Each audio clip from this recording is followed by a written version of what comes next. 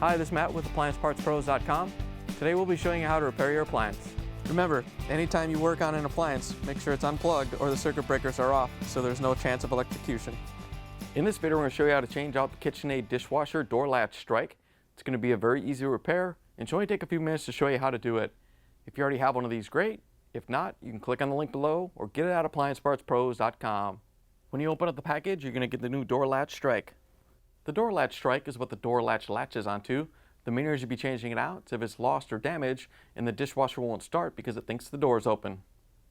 In order to change the Door Latch Strike, we have to open up the dishwasher door. The Door Latch Strike is located in the center at the top of the cabinet.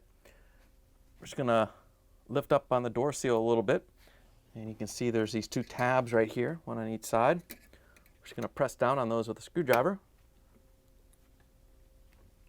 Pull out a little bit and do the other one. Once you release those, the Door Latch Strike should just pull right out. Here's the old Door Latch Strike next to the new one. If you already have one of these, great. If not, you can get it at AppliancePartsPros.com. When you put the new Door Latch Strike in, you want to make sure the arms are in the up position. Don't put them down like that, otherwise it won't lock in. You just have to lift up the door seal, slide it into place, and it should snap right in. Once you have it in place, you can close the dishwasher door, plug it back in, and take it for a spin. Thanks for joining us for another successful repair brought to you by AppliancePartsPros.com. Check out our other repair videos on our site, Facebook, and YouTube.